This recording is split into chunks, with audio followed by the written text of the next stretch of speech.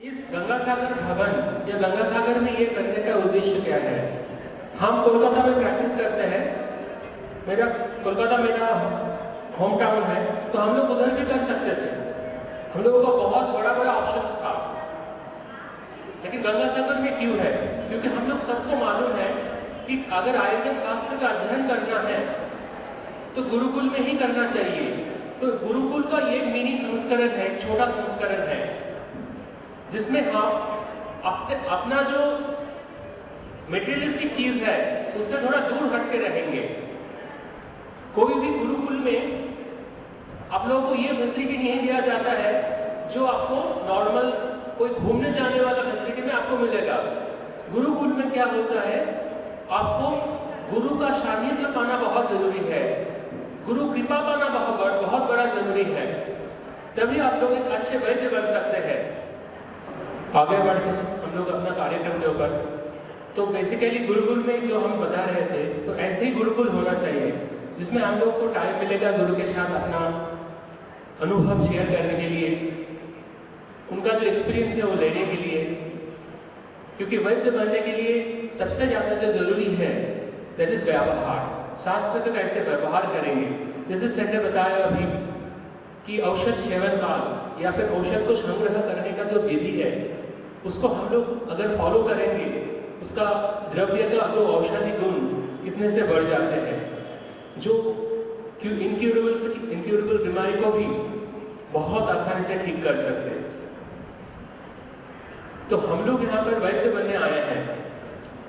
हम लोगों का ये मोटिव है कि यहाँ से कुछ मोटिवेशन लेके जाए और यही हम लोगों का फोकस रहे। बाकी जितने भी सारे सर्कमस्टेंसेस हैं वो सेकेंडरी है। इसका मतलब यह है कि यहाँ पर हम लोगों को कुछ लेके जाना है जो हम लोगों का लाइफ में थोड़ा मोटिवेशन का काम करेगा। अगर हम लोग बहुत ज़्यादा छोटे छोटे मैटर में इंटरफेयर कर लेंगे तो हम लोग का जो बड़ा वाला थॉट्स है उससे थोड़ा पीछे हट जाएंगे।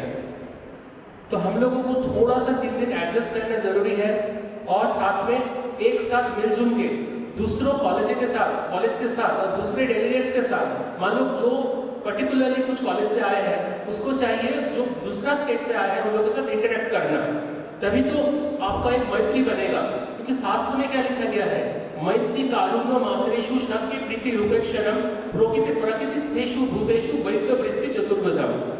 इसका मतलब आपके अंदर मैत्री होना जरूरी है, नेटवर्किंग होना जरूरी है। अगर आप एक दूसरे से वार्तालाप नहीं करेंगे तो मैत्री कभी नहीं बन सकता। ये करना बहुत जरूरी है। हम लोग चाहेंगे कि आप लोग दूसरे जो कॉलेजेस या दूसरे स्टेट से जो लोग आए हैं उसके साथ भी वार्तालाप करें। उसके साथ साथ आप लोग अपना जो एक्सपीरियंस है, अपना जो क्वेरी है वो गुरु लोगों को पूछे। गुरु लोग हमेशा आप लोगों को उत्तर देने के लिए राजी है, क्योंकि गुरु लोग अपना गुरु भक्ति अगर किसी को दिखेगा तो डेफिनेटली अपना शिष्यत्व देंगे। इसके लिए आपको वो भक्ति दिखाना बहुत जरूरी है। ऐसे शिष्य का मैं बहुत सम्मान करता हूँ जो शिष्य ने बहुत बड़ा इस तरह का कार्यक्रम किए हैं। शिष्य कैसे होना चाहिए, शिष्य का रोल क्या है, सब आप लोग सुश्रुत संहिता में पढ़े हैं। अभी आधुनिक टाइम में शिष्य होने के लिए डेफिनेटली गुरु भक्ति दिखाना तो है, उसके साथ साथ ये भी जरूरी है कि उसको आधुनिक विषय के ऊपर भी नॉलेज भी रहे, जिससे वो गुरु को अपना जो सुविधाएं है या गुरु को अपना जो आधुनिक समय का जितने भी सारे फैसिलिटी है, फोन बोलो इंटरनेट बोलो, उसको गुरु को थोड़ा हेल्प करे। उससे क्या होगा, गुरु भी टेक्नोलॉजिकली अपडेटेड रहेंगे। ऐसे ही एक शिष्य का मैं इसके बाद उनको इनवाइट करना चाहूंगा। जो शिष्य गुरु भक्ति से आयुर्वेद कुंभ नामक एक प्रचंड बड़ा कार्यक्रम ऑर्गेनाइज किए हैं, जिसमें 5000 वैद्य इनवाइटेड थे, जिसका गुरु भक्ति देख के हम चौंक गए। उनके साथ जब मेरा फोन में वार्तालाप हुआ था मैंने सोचा ऐसे ही कोई होगा, लेकिन कल जब सामने उनको देखा मैं आश्चर्यचकित हो गया उनको देख के। ऐसे शिष्य होना चाहिए। तो जो मैं जिसका नाम बता रहा हूं वो हम लोग सबके बीच में उपस्थित है। हम चाहते हैं कि वो आए स्टेज पे और उनका जो एक्सपीरियंस है, उनका जो वो संदेश देना है छात्र समाज को, वैद्य समाज को, वो थोड़ा बताए। मैं वैद्य अभय मिश्रा जी को स्टेज पे आमंत्रित करना चाहता हूं। ऐसे शिष्य आयुर्वेद का होना जरूरी है। ऐसे ये हम लोगों को ऐसे शिष्य जो आयुर्वेद को आगे लेके जाएंगे और अपने शास्त्र को आगे लेके जाएंगे, अपना परंपरा को आगे लेके जाएंगे। अभय जी, और हम लोग वीडियो भी प्ले करेंगे इसके बाद या अभी। अभय जी प्लीज। बात अभय सर की हुई है तो सब लोग बोल ऋषभान के जमाने की जय हो, जोर से बोलना पड़ेगा। सर ब्रिजवासी और मैं भी ब्रिजवासी हूँ, ब्रिजवासियों को एडमिशन दोगे तो ऐसा ही होगा। बोलो ऋषभान के जमाने की, बोलो सारे वारी की, बोल लाडली सरकार की, जय जय श्री राधे। सर का एक वीडियो है। सर जो है श्रीमती राधा रानी के उपासक है, राधा रमणीय है सर, और उन्हीं की कृपा से जो भी हो रहा है और गुरुवर की कृपा से उन्होंने कई आयाम प्राप्त किए, जिसका हम कुछ अभी स्क्रीन पे देखने वाले हैं। और सर है हमारे साथ, सर से ही हम कुछ शब्द सुनेंगे कि उन्होंने कैसे कर दिखाया, क्योंकि जो उन्होंने किया वो तो हम भी करना चाहते हैं ना। सर प्लीज, सर का वीडियो पहले देखते हैं एक शॉर्ट, फिर उसके बाद सर से सुनेंगे। ओम श्री गुरुभ्यो नमः। अत प्रिय पूज्यपाद प्रातः स्मृति अक्षर उपासन युग प्रवर्तन परम गौभाषण स्वयंवस्थानी पूज्य गुरुदेव हम सब पर अपनी कृपा बरसाएं। हम धन रहे आपकी आशीष छाँव में, विकसित हो रहे धर्म का मन भाग रहा। देखो सब आज कैसे आनंदित हो रहे हैं। तेजस्वी भाव स्नेही नयन मृदु ओठों की ये मुस्कान, अनंत ज्ञान सिद्ध पुरुष वाणी गौ भक्ति और अमृत की खान है हमारे गुरुदेव। आसमान में स्वच्छंद उड़ते फिरते जैसे ये भी हम आपका सानिध्य पाकर ऐसा मन भरी आज हुआ मना। श्री अश्विनो उपासक लोक के आप ही दिवाकर, वेद लक्षणा गौ माता की भक्ति के आप ही तो है गौ सागर। हिमगिरी से शीतलता प्रदाता हृदय का ही मन है आपको गुरुदेव, कोटि कोटि के वंदन। अलौकिक स्वरूप सरल स्वभाव अद्भुत प्रतिभा और अद्भुत वस्थारी पूज्य अत प्रिय पूज्यपाद प्रातः स्मृति अक्षर उपासक युग प्रवर्तन परम गौभाषण स्वयंवस्थानी पूज्य गुरुदेव हम सब पर अपनी कृपा बरसाएं। हम धन रहे आपकी आशीष छाँव में, विकसित हो रहे धर्म का मन भाग रहा। देखो सब आज कैसे आनंदित हो रहे हैं। तेजस्वी भाव स्नेही नयन मृदु ओठों की ये मुस्कान, अनंत ज्ञान सिद्ध पुरुष वाणी गौ भक्ति और अमृत की खान है हमारे गुरुदेव। आसमान में स्वच्छंद उड़ते फिरते जैसे ये भी हम आपका सानिध्य पाकर ऐसा मन भरी आज हुआ मना। श्री अश्विनो उपासक लोक के आप ही दिवाकर, वेद लक्षणा गौ माता की भक्ति के आप ही तो है गौ सागर। हिमगिरी से शीतलता प्रदाता हृदय का ये स्पंदन, कोट कोट नमन है आपको गुरुदेव, कोट कोट के वंदन। अलौकिक स्वरूप सरल स्वभाव अद्भुत प्रतिभा और अद्वितीय जीवन शैली के धनी है हमारे गुरुदेव। गौ सेवा के भावनात्मक अर्थों को शिखरतम बिंदु तक संपादित करने वाले हैं हमारे गुरुदेव। जैसे सूर्योदय की अरुणिमा आकाश मंडल को ललिमा से सिद्ध कर देती है, वैसे ही गुरुदेव ने अपनी भक्ति से यज्ञ संध्या उपासना से देव जो अश्विनों के हृदय में अपनी भक्ति प्रेम ध्वजा स्थापित कर दी। आज्ञा में भव सताए ईश्वर सदा दान चार चतुर पुण्य कर्मणा कीर्ति जाय जीवनम तब बहुत सार्थकम। भगवान हमेशा आपके रक्षक हैं। सामाजिक उपयोगिता कार्यों से सिद्धि प्राप्त करें। आपका जीवन सभी के लिए कल्याणकारी। हम सभी व्यक्त कर आपके लिए प्रार्थना करते हैं। मेरे दो में बसे अनंत कोट ब्रह्मांड नायक के प्राण आधार राशेश्वरी वृंदावनेश्वरी राधा रानी सरकार से प्रार्थना है इस दास के समस्त पुण्य कर्म सेवा समर्पण के फलस्वरूप आप दीर्घायु आपके द्वारा यज्ञ संध्या गौ अश्विनों का प्रसाद जिस भाव से आप कर रहे हैं उस सूर्य की किरणों के समान प्रज्वलित जो आयुर्वेद जैसे उत्तम भेद आप धर्म जप श्री जी आपको गौ माता के प्रति सेवा भक्ति के उत्तम शिखर पर विराजमान करके आपका जीवन संपूर्ण चिकित्सकों एवं मानव जाति के लिए प्रेरणादायी सुकृत करे ऐसी इस दास की कामना है। इस दास के न जाने किस कृत्य से श्री जी ने आपका चरण देव बनाकर कृतार्थ किया। जय आयुर्वेद, जय गौ माता, जय वृंदावन, जय अश्विन, जय आयुर्वेद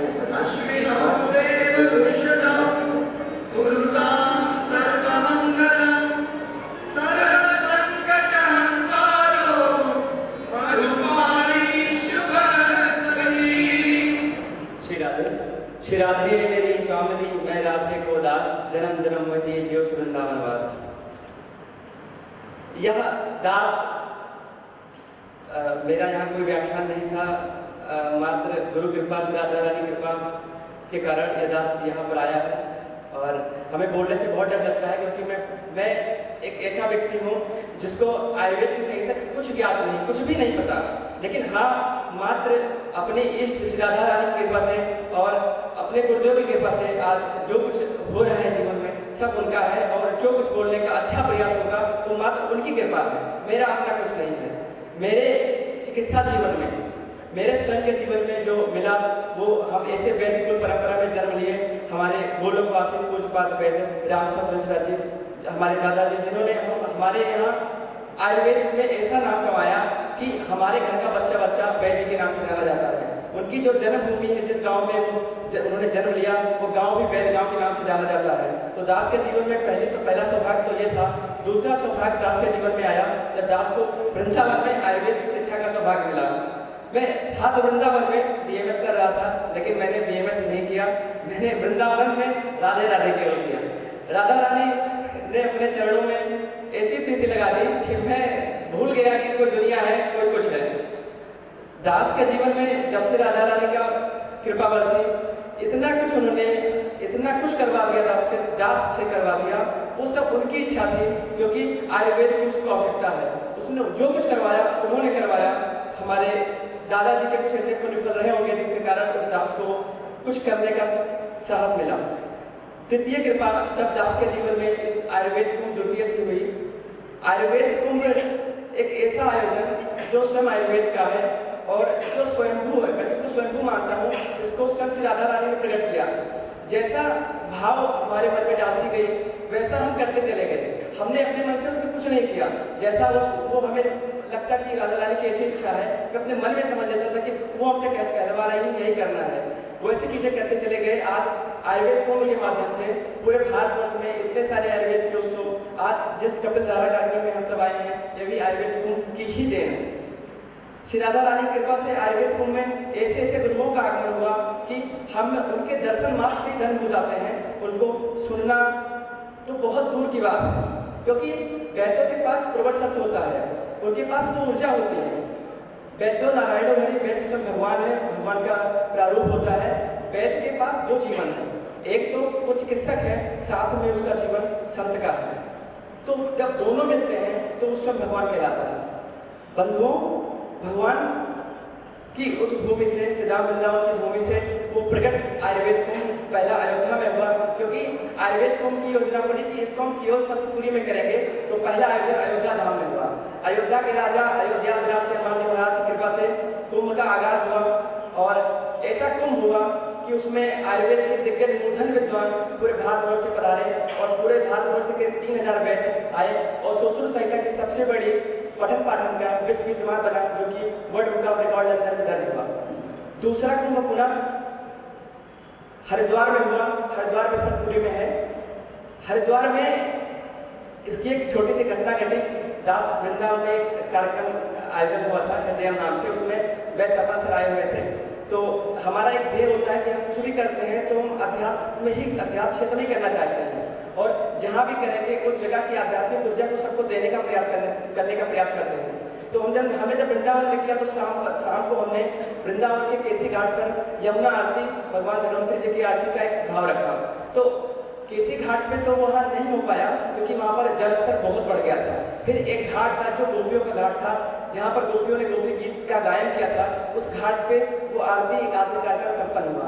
वहाँ पर हमने तपन सर से आग्रह किया, सर कुछ बात आप संहिता पर बोलिए।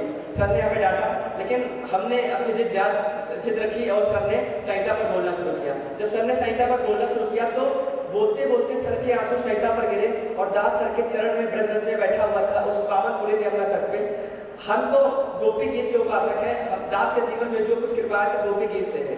गोपी गीत के माध्यम से आयुर्वेद कुंभ द्वितीय का एक भाव बना और अगले दिन दास से श्री राधा रानी ने संकल्प करवा दिया कि आने वाले आयुर्वेद कुंभ के द्वितीय सत्र में 5000 वेद और 5000 संहिता के साथ हम सब एकत्रित होंगे। और जैसे हम लोग अपने ग्रंथों को मानते हैं, जैसे हम सब अपने वेद पुराण शास्त्र को मानते हैं, हमारे मुस्लिम बंधु अपने कुरान को मानते हैं, बाइबल को मानते हैं, अपने ग्रंथों को, वैसे क्यों ना हम आयुर्वेद के वेदों अपनी संहिता को सब कुछ माने, सर्वोच्च संहिता, सब कुछ संहिता का माने। ये भाव राधा रानी ने हमसे बुलवा दिया। और पुनः 22, 23, 24 दिसंबर 2023 को उस हरिद्वार की पावन भूमि में दास के जीवन में वहां पर 2 विश्व कीर्तिमान बना, जो कि चरक संहिता और अष्टांग हृदय पर 5000 वेदों का कीर्तिमान बना। 5000 वेदों ने एक साथ पठन पाठन किया। आयुर्वेद को ने 3 कीर्तिमान हासिल किया, लेकिन इससे मेरा कोई लेना देना नहीं था। दास के जीवन में वास्तविक कृपा यहाँ से शुरू हुई। तो दास के जीवन में परम पूज्य परम श्रद्धेय गुरुवर वैद्यराज सर का नाम लेना भी हमारे लिए पाप के बराबर है। दास के जीवन में दमनिया सर का आगमन हुआ और उन 3 दिनों में ऐसा कुछ लग रहा था कि कोई ऊर्जा है जो हमें अपनी ओर आकर्षित कर रही है। मुझे सच बताऊं आपको, मुझे वैद्यों में कोई रुचि नहीं थी। मतलब सम्मान सबका था, सब कुछ था, सबसे संबंध था, लेकिन मुझे कुछ सीखने की इच्छा नहीं थी। लोग कहते भी थे आयुर्वेद तक कुछ नहीं करेगा, ये उनके प्रैक्टिस नहीं कर पाएगा। घर वाले भी डांटते थे। दास हमेशा कहता था कि जिस दिन मतलब चिकित्सा करेंगे, हमारी राधा रानी हमसे जो लिखवाएंगे वो हम लिखेंगे, वो औषधि को हम अपने रुग्णों को देंगे। तो दास के जीवन में गुरुदेव का आगमन हुआ और शुरुआत यहाँ से हुई कि जब उस समय हमारा 3 दिन का अन्न छूटा हुआ था, मुझे पता नहीं था, और गुरुदेव के ही श्री हाथों से ही हमारा गुरुदेव ने अपने हाथों से मुझे जल पिला करके हमारा जो उपवास था उसको पूर्ण किया। तो ये दास के जीवन में ऐसी कृपा मात्र अपने ईश से संभव हो सकती है, क्योंकि गुरुदेव जब भगवान कृपा से मिले तो उसकी बात ही कुछ और है। दास के जीवन में जब से गुरुदेव का आगमन हुआ और उसी दिन जिस दिन गुरुदेव का सत्र पूर्ण हुआ, उसी के बाद में मेरे मन में एक उत्कंठा जगी कि मुझे मंच पर जाना है। मैंने बार बार जो मंच का संचालन कर रहे थे उनको मैसेज किया कि मुझे ऊपर आना है, क्योंकि मैं कभी भी मंच पे ऐसे नहीं आता हूँ। पर मैंने बोला कि मैं अपने आप को रोक नहीं पा रहा हूँ, ऐसा भाव बन रहा है, मुझे मंच पर ही जाना है। तो गुरुदेव का सत्र विराम होता है और दास को मंच पर जाना होता है। मैं मंच पर पहुँचता हूँ, तत्क्षण में राधा रानी की कृपा से एक ऐसा संकल्प लेता हूँ कि आने वाले मतलब इस समय का सीमा था कि हम विश्व की पहली आयुर्वेद संहिता मंदिर बना रहे हैं, जहाँ पर आयुर्वेद के समस्त देवी देवता ऋषि मुनि आदि विद्वान होंगे। आपको सच बताऊं, उससे पहले इस दास के मन में ऐसा सोचा भी नहीं था, ऐसा सोचा भी नहीं था कि कोई मंदिर कोई संकल्प, क्योंकि हम 5000 वेद 5000 संहिता के कुंभ से ही अपने आप को हमेशा समझते थे कि अब आगे कुछ नहीं संभव है। लेकिन ऐसा संकल्प हुआ और दास के जीवन में गुरुदेव मिले।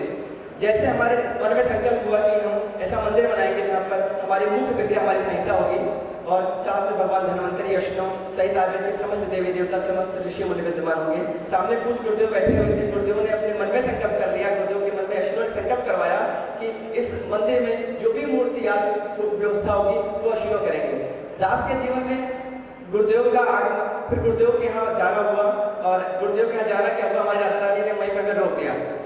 और इस दास ने जो अनुभूति, जो जिस तत्व जिस भाव की मैं वृंदावन में अनुभूति करता था, मुझे वही तत्व गुरुदेव में महसूस होने लगा। फिर हमें वहीं रुकना ही पड़ा। हमारी राधा रानी 2 ही बात करें, या तो यहाँ कुछ करो, मतलब कुछ करने का मतलब कुछ समझो यहाँ पे, वरना चले जाओ, भाग जाओ यहाँ से।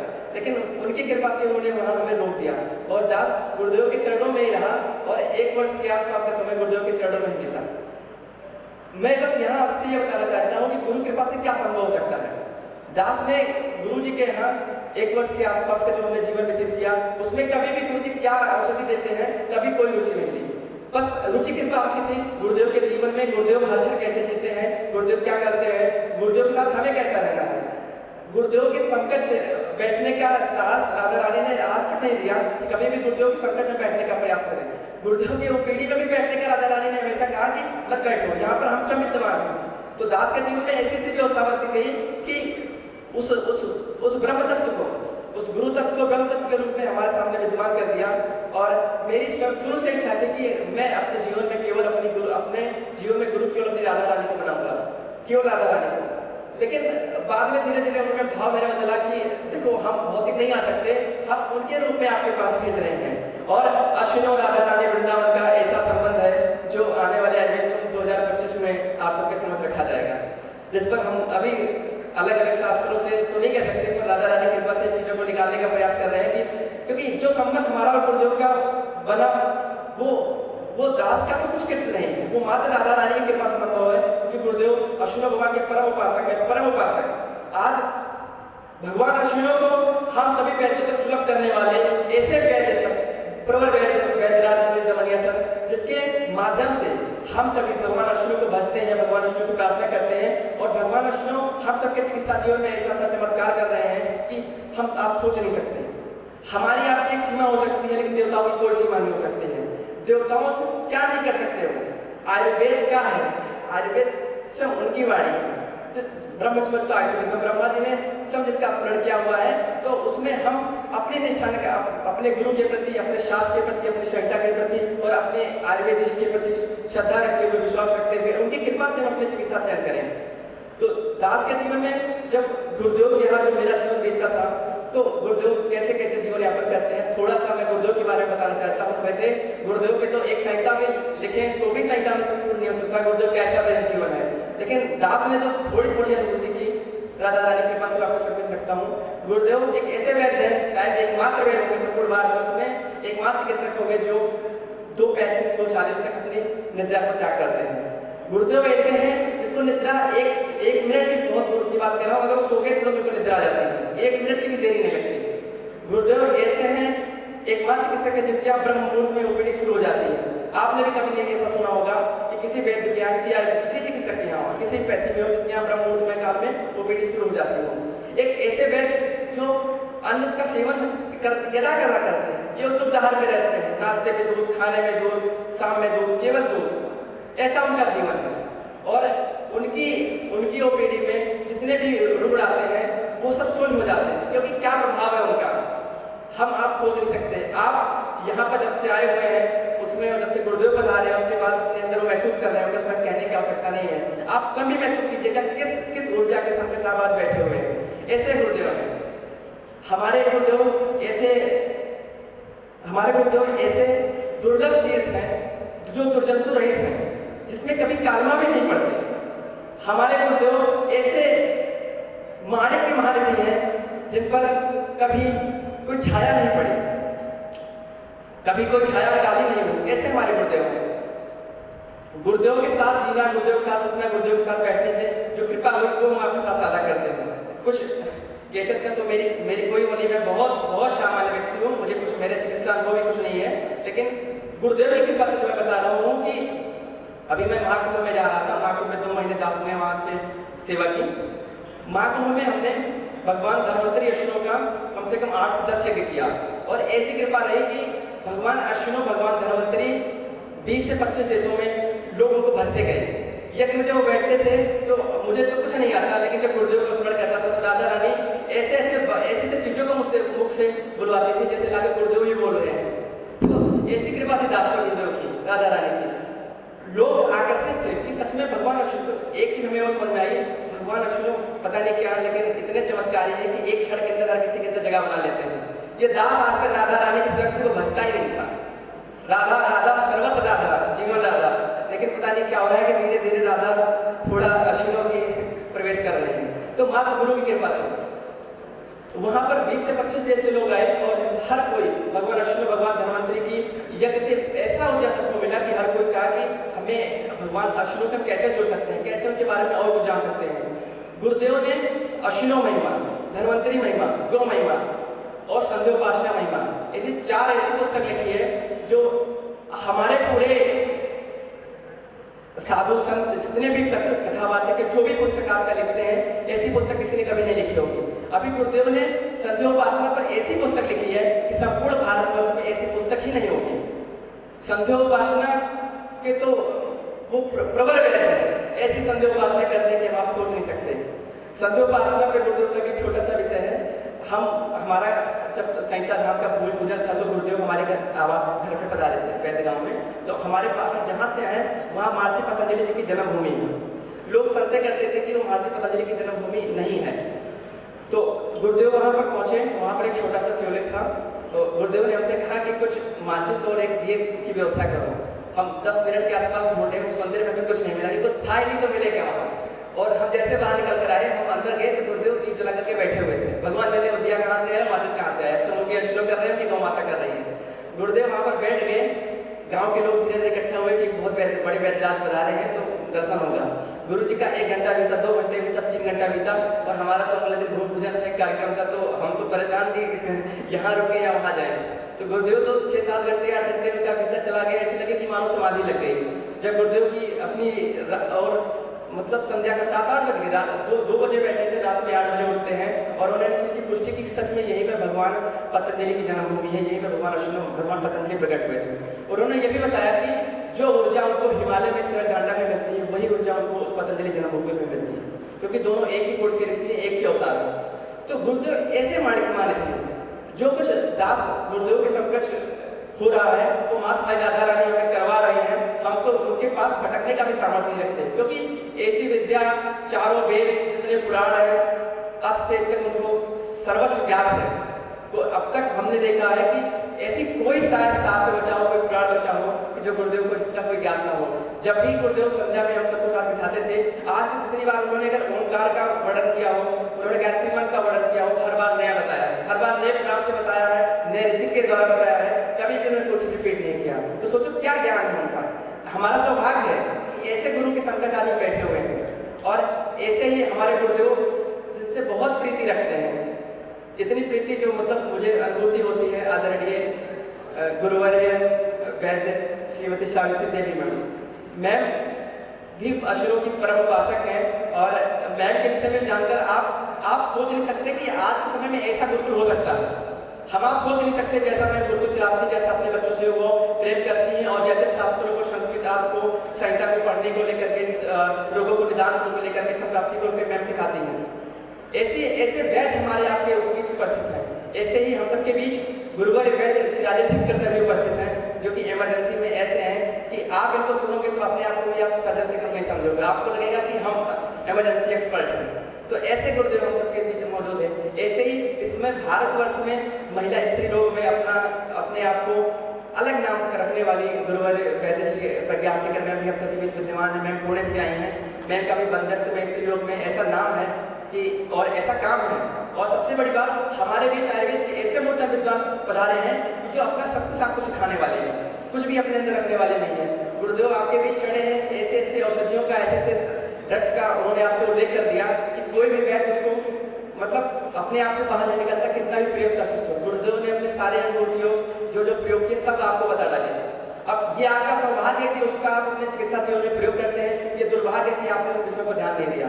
लेकिन ये हरिदास की जरूर प्रार्थना है राधा रानी से कि अगर आप तनिक मात्र में गुरुदेव की वाणी में अगर ध्यान लगाकर बैठे होंगे तो ऐसी कृपा होगी आपके जीवन में अश्विनों की गौ माता की। क्योंकि गुरुदेव ने अपने यज्ञ संध्या से भगवान अश्विनों को, गौ माता को आत्मसात कर रखा है। ऐसी कृपा है महाराज कि हम आप सोच नहीं सकते। ऐसे दुर्लभ गुरुदेव हमारे हैं। यहाँ पर हम और आप गुरुओं को सुनिए। सौभाग्य है कि महर्षि भगवान श्री कपिल मुनि के इस तपोस्थली में हम सबका आना हुआ। कहते हैं ना, सब तीर्थ बार गंगा सागर एक बार। गंगा सागर हम सबके जो जब हम बुजुर्ग हो जाएंगे तो हम आते हैं, ऐसा कहा जाता है। लेकिन हमारा सौभाग्य है कि हम युवावस्था में होते हुए भी और आयुर्वेद के लिए, वैद्यत्व के लिए हम लोग गंगा सागर पधारे हैं। इसलिए श्री प्रकाश पाठक जी के लिए तो क्या कहना। मैंने अपने जीवन में एक ऐसा व्यक्ति जो आयुर्वेद कर रहा होते हुए भी आयुर्वेद को इतनी श्रद्धा रखता हो, आयुर्वेद चिकित्सकों के प्रति इतनी श्रद्धा रखता हो कि हमने नहीं देखा। संभव ही नहीं है। आपके पास गुरुदेव ने ही आपको आज्ञा दी थी कि आप कपिल धारा मतलब ऐसा कुछ करिए, दक्षिण बंगाल में करिए। और उन्होंने आज अपनी कपिल धारा की यात्रा यहीं से शुरू की। और गुरुदेव ने कहा भी था कि गंगा सागर मतलब पश्चिम बंगाल गंगा सागर बहुत प्रसिद्ध है और जो कि कपिल मुनि भगवान के लिए जाना जाता है। कपिल मुनि भगवान हमारे आयुर्वेद के देवता हैं, सांख्य दर्शन के प्रणेता हैं। तो उनके नाम से कार्यक्रम रखा जाए तो उन्होंने नाम भी कपिल धारा दिया। ऐसी धारा बह रही है और मेरा ऐसा विश्वास है, राधा रानी से ऐसी प्रार्थना है कि यहाँ से आप सबके अंदर चिकित्सा जीवन की ऐसी कृपा बरसेगी कि हम आप सोच नहीं सकते। कल जब यहाँ पर यज्ञ संपन्न होगा और हम सब आप आहुति देंगे, भगवान अश्विनो धन्वंतरि का यज्ञ होगा, गौ माता का उसमें आहुति डाली जाएगी, उसकी जो ऊर्जा जो चेतना आप तक पहुँचने वाली है, हम आप सभी कभी सोच नहीं सकते, कभी नहीं सोच सकते, क्योंकि हमारी आपकी सामर्थ्य नहीं है, हमारी आपकी साधना नहीं है। लेकिन ऐसे प्रवर शब्द रहते हैं जिसका सौभाग्य है कि मतलब हम सबका सौभाग्य है कि वो हमारे सामने इतनी सरलता, इतनी सहजता से विद्यमान है, इतनी सरलता सहजता से विद्यमान है। और ऐसा ही नहीं, इनके पास आने के बाद में कितना भी बड़ा व्यक्ति क्यों ना हो, हमेशा अपने आप को न्यूनता का अनुभव करता है। ऐसा क्योंकि गुरु जी के पास 200-250 रोज होते हैं और कुछ ना कुछ ऐसे रूल आते हैं जो हाइपर होते हैं, जो झगड़ा भी कर सकते हैं। लेकिन आज तक हमने 1 वर्ष के जीवन में कभी देखा ही नहीं कोई आकर के वहां चिल्लाए। गुरु जी की ओपीडी इतनी शांत होती है, इतनी शांत, कोई सांस भी नहीं लेता, कोई ऊंची आवाज में बात नहीं करता। तो वो क्या है, वो गुरुदेव की ऊर्जा है। उन्होंने अपने जीवन में जिस प्रकार भगवान धन्वंतरि भगवान अश्विनो को आत्मसात किया हुआ है, आप भी उनसे प्रेरणा लीजिए, आप भी उनको आत्मसात करिए। यहाँ पर ऐसे ऐसे गुरुवर हैं कि हमारे आपके जीवन को बदल देंगे, क्योंकि हमारा आपका जो जीवन है आगे का चिकित्सा जीवन है। दास 2-4 ऐसे केस आपके सामने रख रहा है जो गुरुदेव की कृपा से संभव हो पाया। दास अभी जब महाकुंभ में जा रहा था, महाकुंभ में सबसे बड़ी बात, महाकुंभ में भगवान अश्विनो कुमार 20 से 25 देशों में जा चुके हैं। वो जो छवि गुरुदेव को प्राप्त हुई है, गुरुदेव ने बताई नहीं, अश्विनो ने गुरुदेव को प्राप्त की है, वो छवि 20 से 25 देशों में भगवान अश्विनो जा चुके हैं। और उसमें सामान्य व्यक्ति नहीं, एक से एक टेक कंपनी के फाउंडर जिनका कई हजार करोड़ रुपए का बिजनेस है, ऐसे ऐसे लोग भगवान अश्विनो को भेजना शुरू कर दिए। वो बोलिए है कौन कि जो मुझसे अगर उनको रात में बता देते तो सुबह जब बसते आती थी, अश्विनो कौन है, बार बार दिमाग में आ रहा है अश्विनो कौन है, इनके बारे में हमें और बताओ। तो उस समय गुरु जी की जो पीडीएफ पुस्तक थी वो उनको हम भेजते थे, वो लोग पढ़ते भी, आज भी उससे बातें होती हैं। कुंभ में हमें गुरुदेव की कृपा से 10 से 12 देशों में भी हमारी ऑफलाइन मतलब ऑनलाइन ओपीडी भी स्टार्ट हो गई, मात्र गुरुदेव की कृपा से। मेरा कहने का मात्र एकमात्र मतलब है कि ये गुरु कृपा से, इष्ट आयुर्वेद के इष्ट कृपा से ये सब कुछ संभव है। ये दास एक छोटा सा व्यक्ति जिसको आयुर्वेद कुछ नहीं आता वो कर सकता है, तो आप भी बहुत कुछ कर सकते हो, क्योंकि आप तो संहिता को फर्स्ट ईयर से पढ़ते हो, संहिता के प्रति समर्पित हो, इतना शास्त्र ज्ञान है आपको। और आज ऐसा सौभाग्य कि इस भूमि पर ऐसे गुरुओं का सानिध्य आपको मिला है। हम जब कुंभ में आ रहे थे तो हमारे घर पर एक महिला आई और रोने लगी कि 6 वर्ष से हमें बच्चे नहीं हो रहे हैं, समाज का इतना ताना, इतने रुपए हमने खर्च कर दिए हैं, आईवीएफ भी फेल हो जाता है। हमारी कोई सामर्थ्य नहीं, मैं आपको बताता हूँ, मैं अपना चिकित्सा जो कुछ करता हूँ, जब भी कोई पेशेंट आता है कि हमें तो पता ही नहीं है रोग क्या होते हैं, औषधियाँ क्या होती हैं, मैं अपने गुरुदेव को याद करता हूँ, राधा रानी की प्रेरणा से जो कुछ भाव नजर आता है कि गुरुदेव ऐसा सब बोलते थे वही दे देते हैं और चमत्कार ही होता है, चमत्कार ही होता है, उपचार ही चमत्कार होता है मात्र गुरुदेव के कृपा से। तो जो महिला आई तो हम ऐसा रोने लगी, तो हमने सोचा कि कोई औषधि हमारे पास है नहीं, तो गुरुदेव जो समय शस्त्र बता रहे थे, विशेष बता रहे थे, उसका भी प्रयोग गुरुदेव के कृपा से दास ने करना शुरू किया। उस समय मेरे पास थी नहीं, तो हम सोचे करें क्या, महाकुंभ जा रहे हैं और रो रही है, तो ये शुभ प्रसंग भी नहीं है। तो हमारे पास अश्विनो भगवान की छवि थी, उसको ला करके हमने दी, बोले ये अश्विनो भगवान है और हमारे गुरुदेव कहते हैं ये गर्भदान करवाते हैं और ये कृपा प्रेरणा से सब कुछ संभव होगा। वो महिला उसको माता समझ करके लेके गई, ये कोई माता है और लेकर गई, उसने ऐसा भजा 20 दिन तक, ऐसी आरती पूजा आती कि 20वें दिन का फोन आता है कि हमने कंसीव कर लिया। ये एकमात्र क्या है, अश्विनो का चमत्कार है। यहाँ पर आप आए हैं, आप ऐसे ऐसे वैद्य हम सबके बीच विद्यमान है, आप उनसे लेकर जाइए, उनसे ऊर्जा लेकर जाइए। बिना गुरु कृपा के, बिना इष्ट कृपा के कुछ भी संभव नहीं, कुछ भी संभव नहीं है। 5000 वैद्य एकत्रित होना, यहाँ कुछ ही लोग को बुलाना, अपने एक साथी होती है तो 200-250 लोग को बुला के व्यवस्थित कर पाना शायद संभव नहीं है। और एक ऐसा आयुर्वेद जो बिना किसी बड़ी संस्था के, बिना किसी बड़े आयोजन के, उस समय श्री राधा रानी ने ऐसा आयोजन किया कि जो ऐसा हुआ। अभी जो आने वाला तीसरा आयुर्वेद कुंभ है वो पुनः 22, 23, 24 दिसंबर को हरिद्वार में हो रहा है और उसकी दिव्यता ऐसी है कि हमारी राधा रानी ने हमें ऐसी प्रेरणा दी है कि पूरा आयुर्वेद कुंभ गुरुदेव की प्रेरणा से, वैद्य श्री सावित्री देवी मैम की प्रेरणा से भगवान श्री अश्विनो कुमार को समर्पित होगा। वहां से भगवान अश्विनो कुमार की ऊर्जा हर वैद्यों तक जानी चाहिए, ऐसी हमारी राधा रानी की इच्छा है, क्योंकि उन्होंने पहले ही उस तरीके से सब कार्य कर रही है, हमें गुरुदेव से जोड़ दिया कि आप वहां से चीजों को लो, क्योंकि हमें तो उन्हें पता है हमें कुछ आता जाता नहीं है, भौतिक रूप से काम करने के लिए कुछ तो ज्ञान होना चाहिए, तो इसलिए ऐसे ऐसे चीजों को वो जोड़ती जा रही है। तो भगवान गुरुदेव का आगमन हुआ जीवन में और गुरुदेव के माध्यम से अभी अश्विनो का जो यज्ञ होगा, और मुझे पूरा विश्वास है, क्योंकि दास को पूरा विश्वास में जीता है कि राधा रानी करवा रही है तो कुछ बड़ा ही करवाएंगे। और ऐसा यज्ञ होगा, ऐसी ईश्वर की कृपा आप सब पे बरसेगी कि आपका चिकित्सा जीवन अलग ही स्तर पे होगा।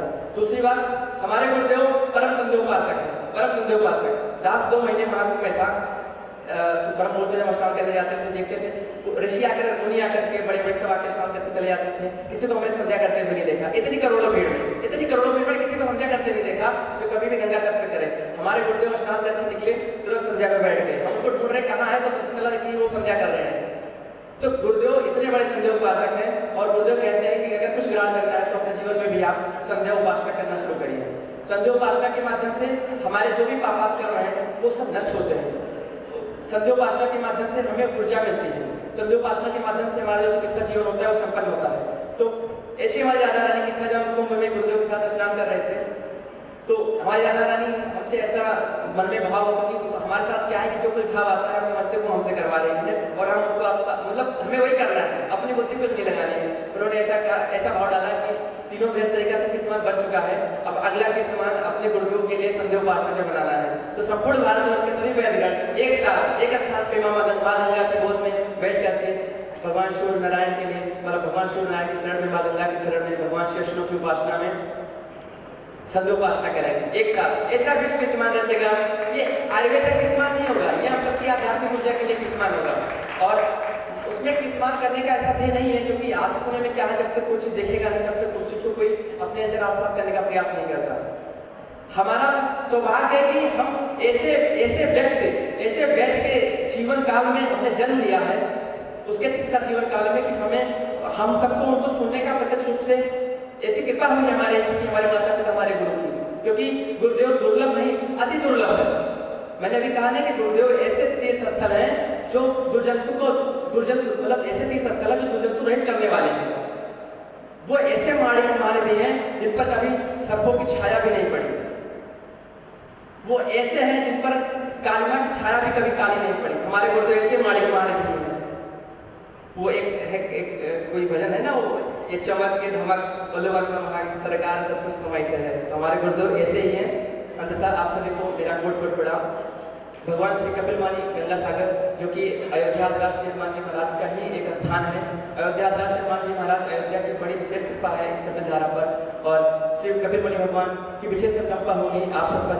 और हमारी श्री राधा रानी से एक ही प्रार्थना है कि आप सभी, हे राधा रानी, आप हमारे गुरुदेव की आयुर्वेद की ध्वजा रूप में स्थापित करके आयुर्वेद के माध्यम से, गौ माता के माध्यम से हमारा भारत विश्व गुरु बन सकता है। एकमात्र माध्यम हमारे पास है आयुर्वेद और गौ माता, इन दोनों के माध्यम से हमारा भारत विश्व गुरु बन सकता है। और इन दोनों में प्रबल है हमारे गुरुवर वेदराज श्री दमनिया सर। तो हम उनके शरण में जाना चाहिए, उनकी बातों को अपने अंदर आत्मसात करना चाहिए कि हम उनके अंदर ऊर्जा है।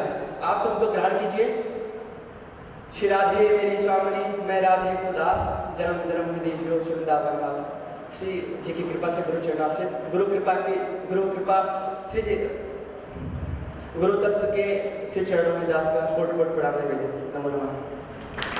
बहुत बहुत धन्यवाद सर, आपने जो चीज़ें बताई मुझे बहुत अच्छा लगा, और हम सभी को मुझे आशा है बहुत अच्छा लगा होगा।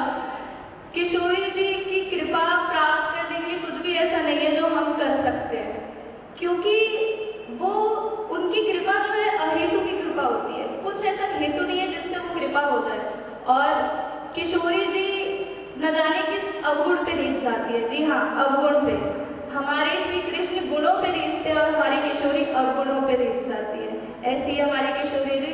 और हम जब इस संसार में रहते हैं तो इस संसार के कुछ नियम होते हैं, और किशोरी जी के शरण में आने से वो सभी चीज़ों को इस प्रकार सुलभ कर देती है कि हम कुछ बिना करे ही इस संसार में क्या कुछ नहीं कर जाते हैं। तो ऐसा ही कुछ उदाहरण हुआ है अभय मिश्रा सर के जीवन में, जिनका कि हमें आज पता चला है और हम धन्य हुए हैं। अब इसके बाद जो है लंच आप कर सकते हैं, और फिर उसके बाद हम सभी मिलेंगे 2 बजे फिर से एक अद्भुत और एक नए सेशन के लिए। धन्यवाद।